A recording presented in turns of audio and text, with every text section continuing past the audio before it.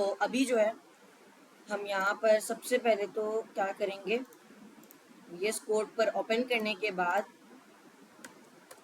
अपने प्रोजेक्ट के अंदर SRC में जाकर सबसे पहले हम कौन सी फाइल में जाते हैं, app.jsx में जाते हैं। सही है, तो यहाँ से हम क्या करेंगे, सारा कोड डिलीट करेंगे और अपना एक कंपोनेंट बनाएंगे जो हमारा कंपोनेंट है ऐप नाम से।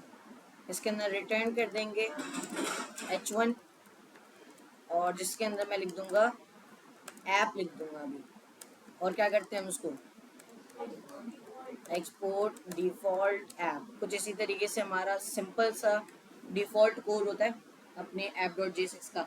जब भी हम अपनी रिएक्ट की ऐप बना रहे होंगे तो हम कुछ इस तरीके से अपनी कोडिंग करेंगे। सबसे पहले तो ये करने के बाद अपनी ऐप की तरफ जाएंगे, हमें क्या बनाना है। तो आज हम कुछ नई चीज़ें सीख रहे हैं, हमें कुछ नए हुक्स देखने हैं रिएक्ट के। तो मैं यहाँ पर सर्च करता हूँ रिएक्ट हुक्स। तो यहाँ पर आप लोगों को बता दिए जाएंगे कि कौन कौन से हुक्स होते हैं। हम लोगों ने यूज स्टेट उनमें से एक पढ़ लिया है। सही है, यूज स्टेट क्या होता है भाई? अच्छा सही है, मैनेज और अपडेट करता है भाई। सही है। अब हमारे पास एक और न्यू स्टेट आ गई है जो है यूज इफेक्ट। कौन सी स्टेट है भाई ये? अब यूज इफेक्ट क्या करता है ना, मैंने बताया था यूज इफेक्ट की एक लाइफ साइकिल होती है रिएक्ट के अंदर। मैंने कहा था ना पढ़ के आने, यूज इफेक्ट की एक लाइफ साइकिल होती है। लाइफ साइकिल के अंदर तीन चीजें होती हैं, मैंने बताया था। तीन चीजें कौन कौन सी होती हैं? एक होता है, मैं यहाँ पर सर्च करता हूँ, life cycle method in React. तो इसके तीन लाइफ साइकिल्स हैं। कौन कौन से भाई? फर्स्ट हमारे पास यहाँ पर इन्होंने लिखा हुआ नहीं है, हाँ चाहिए, dead dead mount, dead update और विल अनमाउंट। ये तीन है, मैं बता देता हूँ। कंपोनेंट डेड माउंट, सही है, एक है। दूसरी चीज कंपोनेंट डेड अपडेट, ये एक साइकिल है। तीसरा कॉम वो कौन सा, नहीं समझ तो आ गया ना, कंपोनेंट। देखो, तो सबसे पहले तो कंपोनेंट डिड अमाउंट होता है। सही है, उसके बाद होता है कंपोनेंट डिड अपडेट और तीसरी चीज क्या होती है, कंपोनेंट विल अनमाउंट। अब सबसे पहले अगर मैं अपनी ऐप को रन करता हूँ, यहाँ पर मैंने क्या किया, npm run dev कर दिया, क्या होगा, हमारी ऐप रन हो जाएगी। ऑन करते हैं भाई इसको, आ गया ऐप। अब अगर आप देखें, जब सबसे पहले हमारी ऐप लोड होती है, अगर मैं आप लगाता हूँ कि console.log हेलो,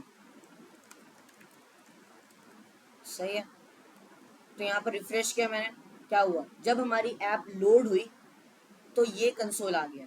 इसको हम कहते हैं डेड माउंट, इसको हम क्या कहते हैं, कंपोनेंट डेड माउंट। सही है, फर्स्ट टाइम जब कंपोनेंट लोड होता है ना, उसको हम कहते हैं कंपोनेंट डेड माउंट। अब अगर मैंने यहाँ पर कोई चीज़ अपडेट की, मैंने यहाँ पर अपडेट क्या किया, हेलो वर्ल्ड लिख दिया, सेव किया, तो क्या हुआ, ये है कंपोनेंट डेड अपडेट। ये क्या है, कंपोनेंट डेड अपडेट। उसके बाद हमारे पास होता है कंपोनेंट विल अनमाउंट, यानी कि जब आप इस ऐप को क्लोज कर रहे होंगे ना, तो वो वाला फंक्शन चलता है। ये तीन फंक्शंस होते हैं। कंपोनेंट विल अनमाउंट कब, कंपोनेंट डिड माउंट कब चलता है, लोड होता है। सही है, डिड अपडेट कब चलता है, यानी कोई भी हम चीज लिख रहे हैं, सेव कर रहे हैं, तो वो अपडेट हुआ ना, अब कोड अपडेट हुआ तो आउटपुट भी अपडेट होगा। उसको उस मेथड को हम क्या कहते हैं, कंपोनेंट डिड अपडेट। और अगर हमारी फाइल बंद हो गई, देखें ये टैब मैंने बंद किया ना, कंपोनेंट विल अनमाउंट का फंक्शन चल गया होगा। सही है, और ये तीन फंक्शंस हम कैसे एक्सेस कर सकते हैं, अभी तक तो हम लोगों ने एक्सेस नहीं किया इन फंक्शंस को। हाँ हाँ, वही हम देखते हैं कि हमें कैसे पता चलेगा, हमें कैसे उसको यूज करना है।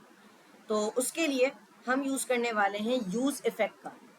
किसका यूज करने वाले हैं, देखें अभी आप लोगों को एक चीज याद रखनी होगी कि जब भी रिएक्ट के अंदर आप किसी भी हुक का नाम लेंगे रिएक्ट के अंदर किसी भी हुक का नाम लेंगे तो उसमें हमेशा यूज आएगा। हमेशा क्या आएगा? शुरू में यूज आएगा। अगर शुरू में किसी के फंक्शन के शुरू में यूज है तो उसका मतलब क्या है? वो क्या है? रिएक्ट का हुक है। यानी अगर किसी भी फंक्शन के नाम में यूज आ रहा है तो क्या है? रिएक्ट का हुक है या किसी का भी हुक है, तो ये हमारे पास हो जाता है। अभी जैसे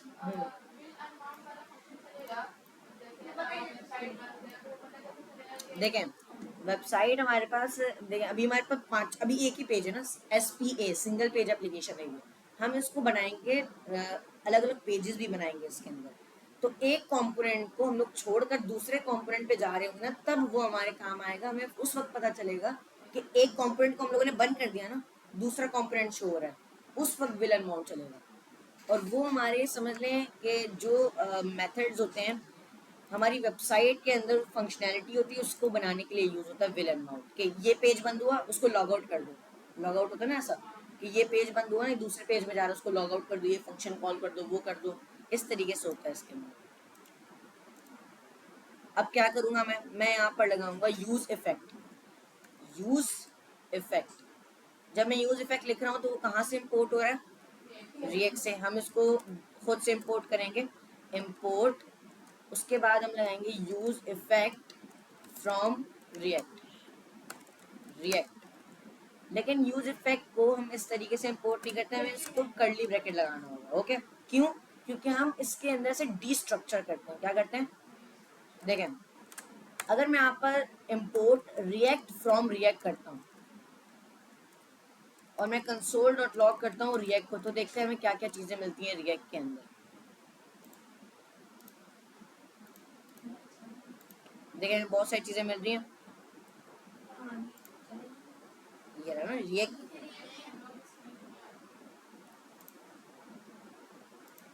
अब आ गया, मेरा नेट बंद हो गया, मेरा नेट बंद हो गया।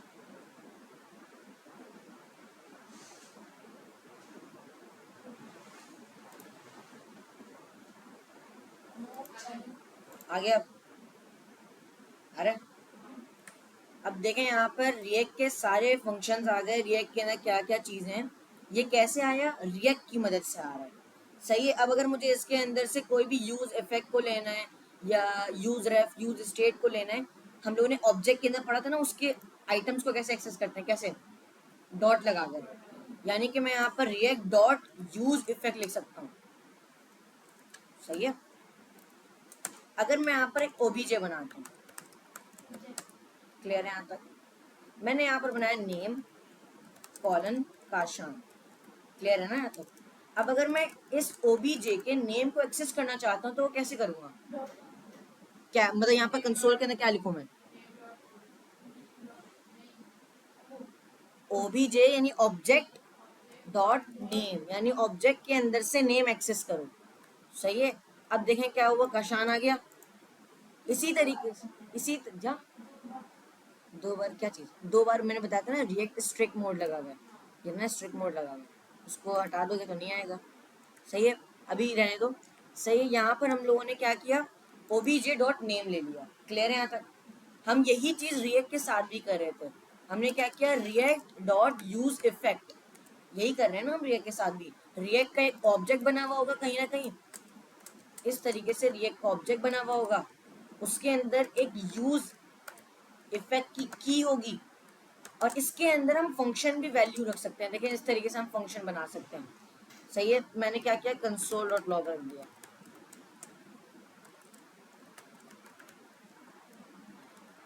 तो क्या हुआ? एक रिएक्ट का ऑब्जेक्ट बना हुआ होगा कहीं ना कहीं, और उसकी की को हम एक्सेस कर रहे हैं, रिएक्ट डॉट यूज इफेक्ट। अब वही चीज अगर हम अलग तरीके से करना चाहते हैं, यानी उसको डीस्ट्रक्चर करके करना चाहते हैं, तो वो कैसे होगा? देखें, सबसे पहले मैंने यहाँ पर बनाया वेरिएबल कॉन्स्ट, उसके बाद में लगाऊंगा डी स्ट्रक्चर के कर्ली ब्रैकेट्स। अब मुझे क्या निकालना है वो लिखना पड़ेगा। मैंने निकाला नेम, निकालना है मुझे। किससे निकालना है? ओबीजे से। तो क्या होगा? ऑब्जेक्ट के अंदर से नेम मुझे मिल जाएगा। अगर नेम के साथ साथ ईमेल भी लिखा हुआ है तो मैं यहाँ पर कॉमा करके ईमेल भी डीस्ट्रक्चर कर सकता हूँ. This is called destructuring. Destructure कह लें. सही, ये है डीस्ट्रक्चर.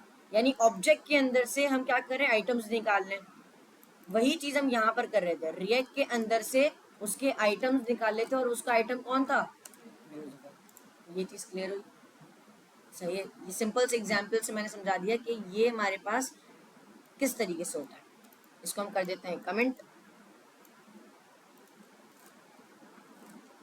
अब यूज इफेक्ट को हम यहाँ पर यूज करते हैं.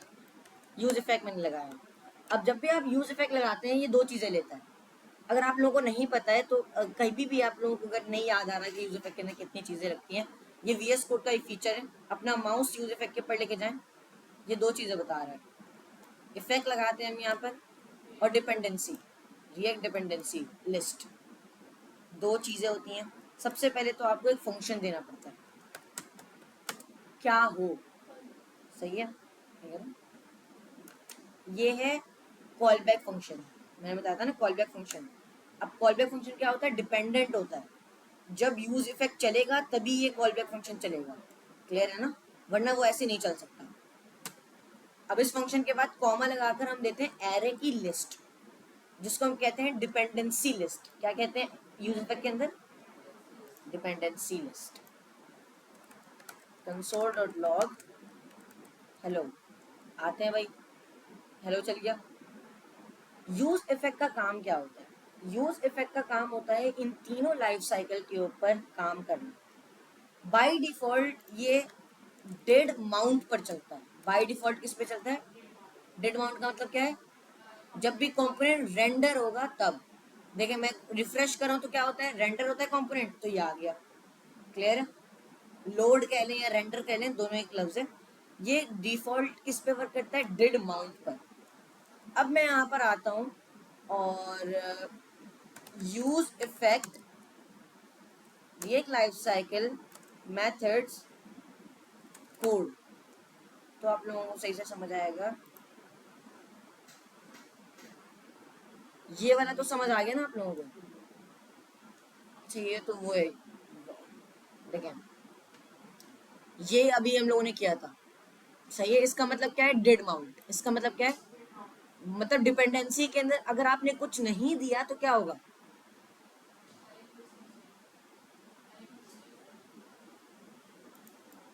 अगर डिपेंडेंसी के अंदर कुछ नहीं देंगे तो सिर्फ फर्स्ट टाइम माउंट होगा, यानी डिड माउंट का फंक्शन चलेगा, यानी फर्स्ट टाइम सिर्फ कंसोल चलेगा, यानी फर्स्ट टाइम. वही देखें, अब मैंने क्या किया, कॉन्स्ट नेम इक्वल्स टू का आसान कर दिया और मैंने डिपेंडेंसी के अंदर लिख दिया नेम. क्लियर है. अब ये जो इफेक्ट है ना, सबसे पहले तो डेड माउंट में चलेगा ही चलेगा. क्लियर है, ये तो चलेगा फर्स्ट टाइम, हमेशा यूज इफेक्ट चलता है चलता है. देखिए रिफ्रेश किया मैंने, चल रहा है एक बार. अब अगर नेम की वैल्यू चेंज होती है अदनान, तो ये दोबारा चलेगा. देखिए कंसोल दोबारा है. ये होता है डेड अपडेट.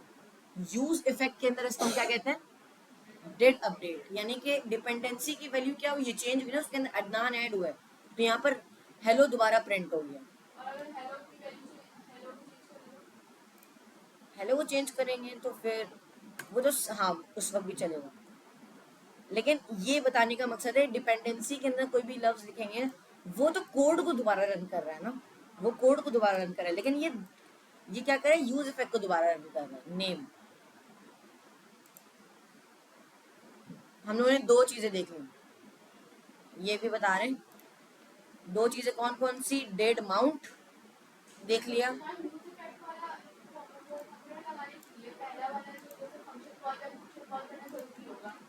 ये वाला. हाँ ये वाला फंक्शन लगेगा ही लगेगा. उसके बाद हाँ सही है. तो डेड माउंट हम लोगों ने देख लिया, वो फर्स्ट टाइम चलता है. सही है. डेड अपडेट देख लिया. री रेंडर, री रेंडर का मतलब क्या होता है, कंपोनेंट को दोबारा चलाना, दोबारा उसको शो करवाना. फर्स्ट टाइम ये रेंडर करता है और ये डेड अपडेट री रेंडर करता है. अभी हम लोग को देखना है विल अनमाउंट. विल अनमाउंट का मतलब जब बंद होगा कंपोनेंट तो आएगा। क्लियर है? तो अगर हमें एक कंपोनेंट को देख रहे हैं वो बंद होके चल रहा है, तो सबसे पहले हमें लगाना होगा ये चीज, यूज इफेक्ट लगा हुआ है यहाँ पर, यूज इफेक्ट का फंक्शन लगा हुआ है। अब उसी फंक्शन के अंदर इन्होंने रिटर्न लिख दिया। क्या लिख दिया इन लोगों ने? रिटर्न लिख दिया। हाँ, रिटर्न के बाद भी तो फंक्शन चल रहा है। हाँ, रिटर्न के बाद भी फंक्शन, इन्होंने रिटर्न एक फंक्शन किया हुआ है और यहाँ पर डिपेंडेंसी एरे कुछ नहीं दिया हुआ। सही है? मतलब कि ये उसी वक्त चलेगा जब आपका फंक्शन बंद होगा, और वो कब चलता है? जब रिटर्न होता है। करके चेक करते हैं। मैंने यहाँ पर लिखा रिटर्न। अभी के लिए मैं कंसोल नहीं लिख सकता डायरेक्टली, मुझे कॉल बैक फंक्शन लगाना ही होगा। Console dot log component closed. सही है? अब आते हैं यहाँ पर। अभी तो नहीं आएगा वो, आ गया वो। क्यों आया भाई? देखते हैं। हम लोगों ने कुछ गलत लिखा है, डिपेंडेंसी एरे दिया हुआ है, डिपेंडेंसी एरे नहीं देना था क्योंकि ये क्लीन अप फंक्शन, यानी ये बंद होने पे चलेगा। फर्स्ट टाइम तो चल गया, देखते हैं दोबारा। हाँ, रुक जाओ रुक जाओ।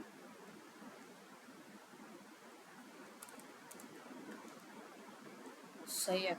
अब मैं यहाँ पर क्या करूँगा, इसको यहाँ पर, अच्छा चलिए इसको एक कंपोनेंट के साथ करते हैं और उस कंपोनेंट को हटाकर चेक करेंगे वो वर्क करेगा कि नहीं। मैंने एक न्यू कंपोनेंट बनाया, सी ओ component dot jsx function component. उसके बाद क्या आएगा? उसके बाद आएगा रिटर्न। इसके अंदर हम लिखेंगे h1। h1 के अंदर आप कुछ ना लिखें या लिखें, उसके कोड में लिख देता हूँ यूज इफेक्ट और इसको कर दूंगा एक्सपोर्ट डिफॉल्ट कंपोनेंट।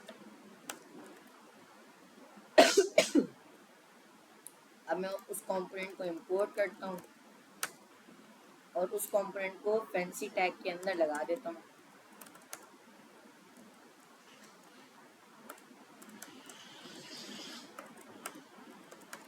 क्लियर है? अब ये फर्स्ट टाइम चलना चाहिए। अच्छा, यूज इफेक्ट क्या बस ला रहा है देखिएगा। यहाँ पर यूज इफेक्ट मैंने इंपोर्ट नहीं किया हुआ है, तो मैं आऊँगा ऊपर, क्या लिखूंगा? इंपोर्ट कर्ली ब्रैकेट के अंदर use effect from react. Clear हो गया? आ गया कंपोनेंट क्लोज्ड आ गया।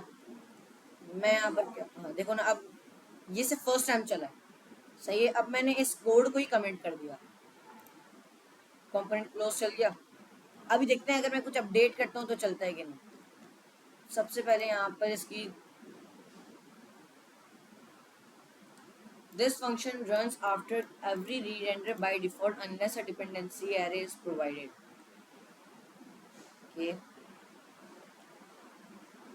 तो ये है हमारे पास mimicking the behavior of life cycle found in class components. This is structure of execution. Return null.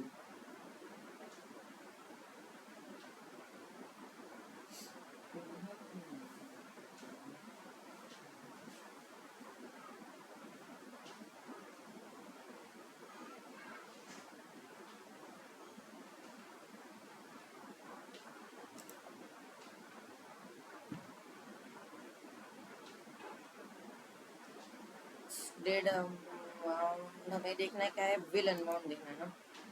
will unknown पे जाएंगे,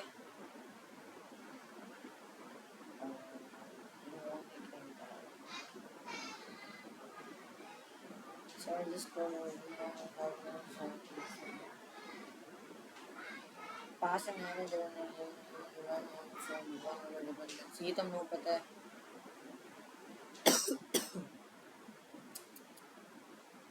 हाँ, एक और चीज, आप एक से ज्यादा भी डिपेंडेंसी दे सकते हैं, यानी कि जैसे मैंने अभी नेम दिया था ना, आप उसके साथ साथ कुछ और भी दे सकते हैं। बेसिकली ईमेल वगैरह नहीं आता। इसको हम एक एग्जाम्पल के साथ करते हैं। मैंने क्या किया, काउंट, जैसे हम लोग काउंट का बना रहे थे वो करता हूँ।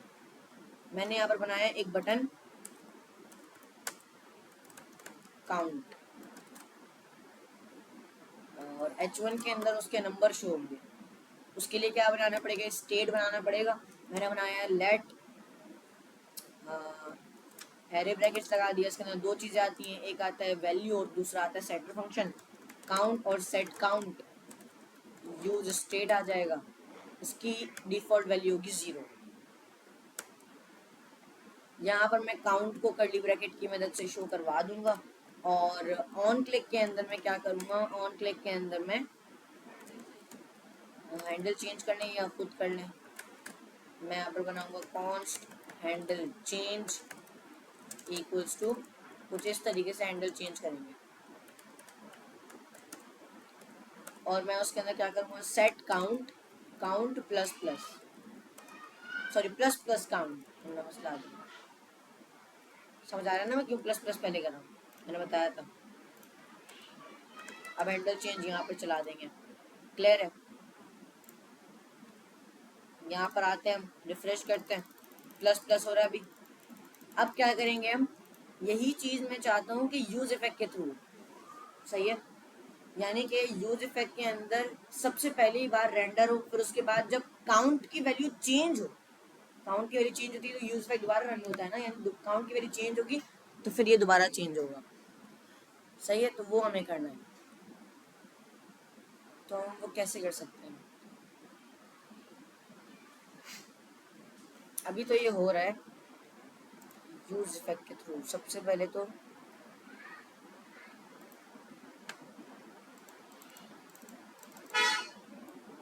चले भाई, हैंडल चेंज है, सेट काउंट है,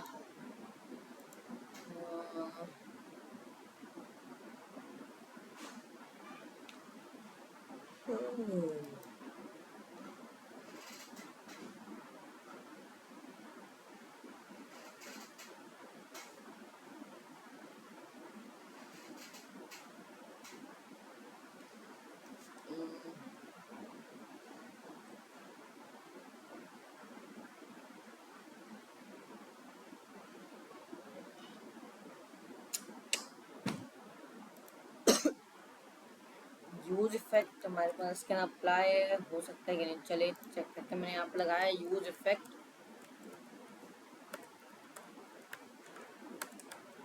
क्या चीज़ आती है सबसे पहले इसके अंदर, इफेक्ट आता है यानी फंक्शन आता है। दूसरी चीज़ क्या आती है, एम्प्टी डिपेंडेंसी, सही है। अब मैं क्या करूँगा, सबसे पहले तो स्टेट बनेगा। हम लोगों को पहले ये सोचना है कि होगा क्या, फिर उसके बाद करते हैं, कोड तो लिख लेंगे, सोचते हैं क्या होगा। सबसे पहले तो क्लिक होगा बटन, सही है। जब क्लिक होगा बटन तो फिर उसकी वैल्यू चेंज हो रही है, और उसकी वैल्यू चेंज हो रही है तो यहाँ पर शो हो रहा है। तो हम यूज इफेक्ट को कैसे यूज कर सकते हैं इसके अंदर,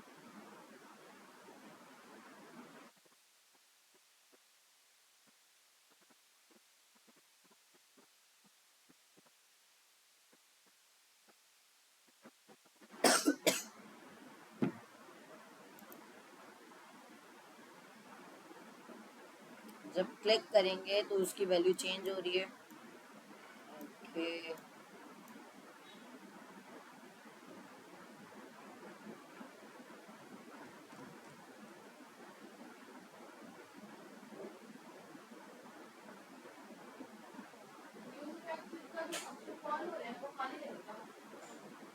नहीं नहीं, मैं पूछ रही हूँ यूज इफेक्ट के साथ हम लोग क्या करें, यूज इफेक्ट के अंदर क्या लिखें, क्या हो सकता है यूज इफेक्ट के साथ। यूज इफेक्ट क्या करें, फर्स्ट स्टेप चल रहा है ना, हम ये चाहते हैं कि वो जब भी कंपोनेंट अपडेट हो काउंट का तो चले, और फिर हमारी वैल्यू शो हो।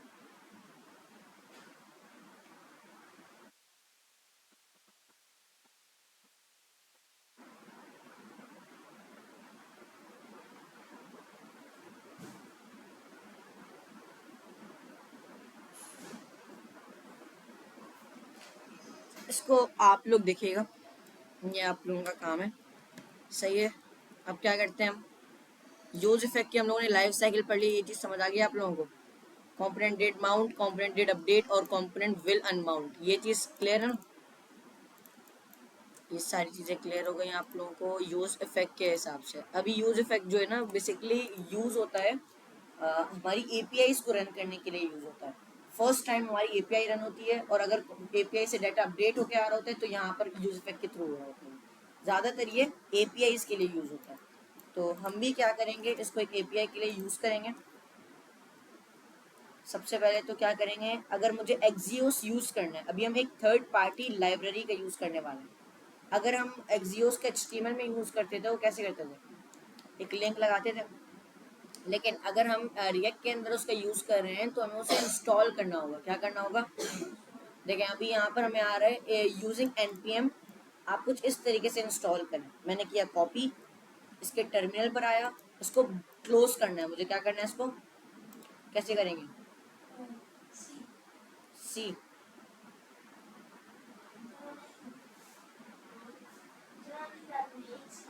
एक सी से हो जाएगा, दबाया तो मैंने, एक सी दबाया,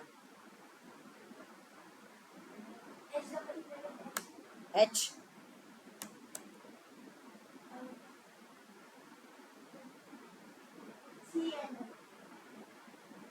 क्यू एंटर। क्विट का मतलब हट गया ना, ये तो कंट्रोल सी दबा देंगे। मैंने रन किया npm random, चल गया npm random से। कंट्रोल सी दबाएंगे ना, टर्मिनेट बैच, मैंने किया वाई, एंटर, बंद हो गया। कंट्रोल सी से होता है वो। अब क्या करेंगे, उसको इंस्टॉल करेंगे। कैसे, npm इंस्टॉल एक्सियोस।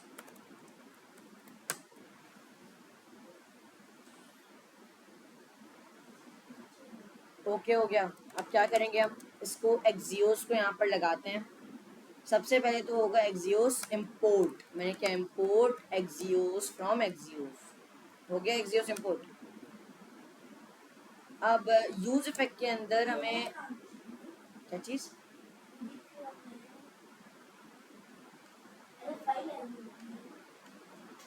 फाइल नहीं आ रही, मैं कह रहा फाइल नहीं आ रही। VS कोड खुला हुआ है ना अभी सामने, सही है।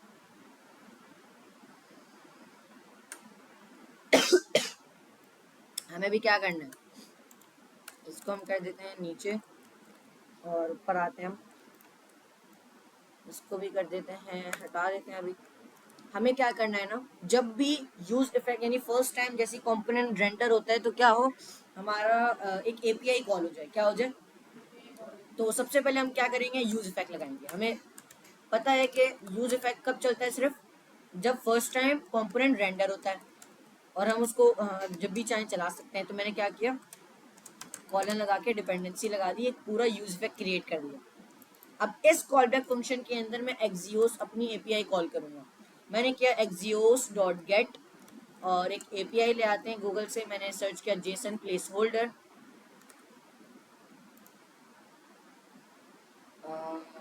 ये वाली एपीआई हम कॉपी करते हैं और यहाँ पर करते हैं पेस्ट। क्लियर है।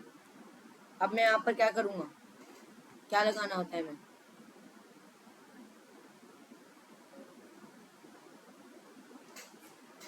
एपीआई मैंने कॉल कर दी। अब क्या करेंगे हम, हाँ जावास्क्रिप्ट की तरह होगा। हम्म, नहीं,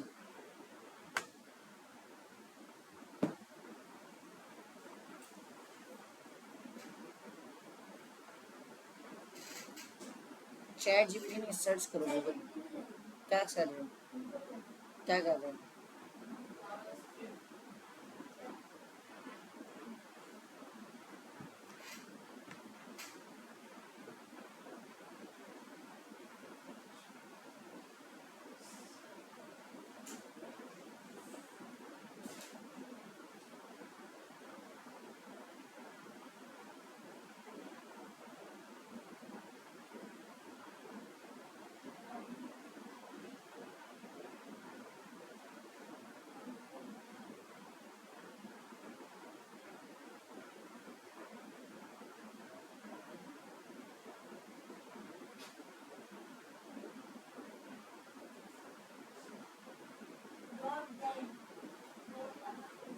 डॉट देन को डॉट कैश लगाएंगे।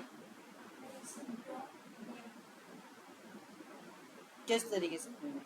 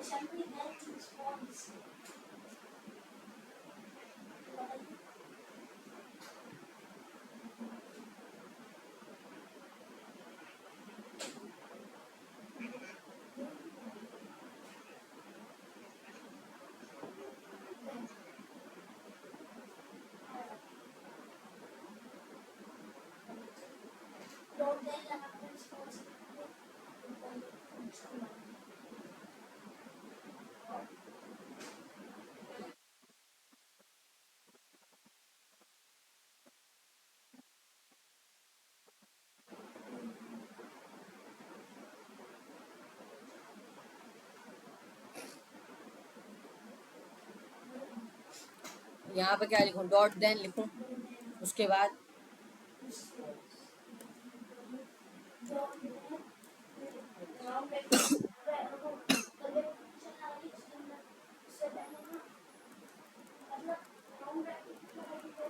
लगा दिया, डॉट कैच के अंदर आ जाएगा एरर। रिस्पॉन्स को हम करवाते हैं कंसोल, और एरर को भी हम करवा देंगे कंसोल, ताकि अगर एरर आया था तो हमें एरर पता चल जाए एरर आ रहा है। सही है, तो यहाँ पर आते हैं हम, किधर है ये रहा, रिफ्रेश करेंगे हम। अच्छा, सर्वर हमें दोबारा स्टार्ट करना होगा क्योंकि हम लोगों ने बंद किया था। npm run dev किया है मैंने, चल गया। अब आते हैं यहाँ पर, रिफ्रेश करेंगे, डाटा आ गया एपीआई से। तो यहाँ पर हमें डॉट डाटा करके डाटा मिल रहा है।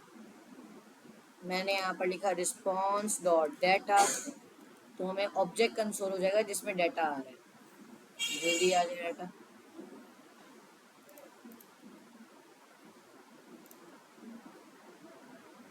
आ गया डाटा में, मिल गया।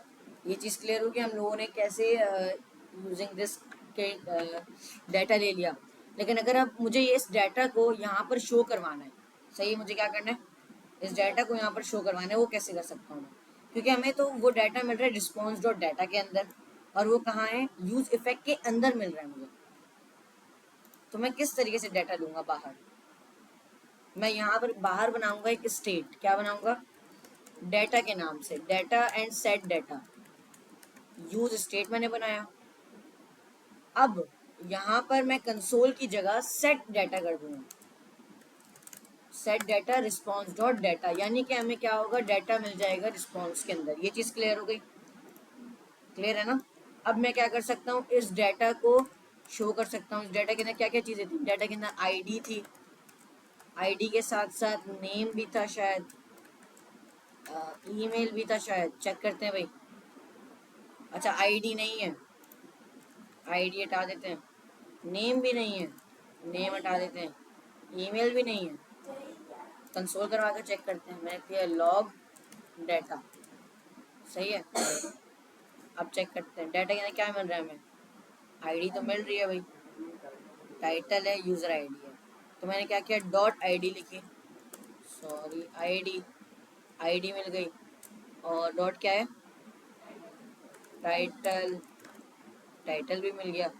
यहाँ पर शो क्यों नहीं हो रहा है, डॉट टाइटल आ गया, डॉट टाइटल,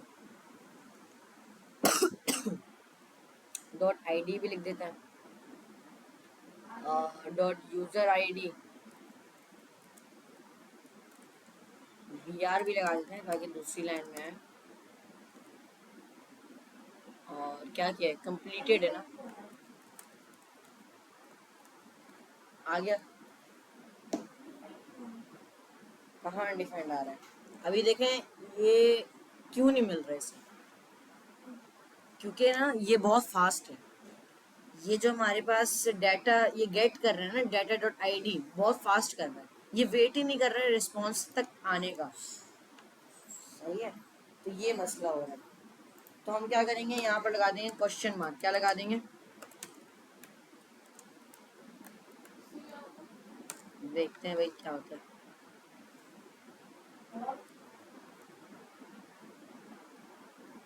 और हमें इसकी वो जो वैल्यू है ना, डिफॉल्ट वैल्यू एक ऑब्जेक्ट रखनी होगी। एक नलिश ऑपरेटर है, नलिश ऑपरेटर का मतलब अगर इसको नहीं मिलता है तो नल रिटर्न कर देता है ये। देखिए अनडिफाइंड इसने पहले रिटर्न कर दिया, फिर उसके बाद जब डाटा आ गया तो उसने डाटा भी लिख दिया।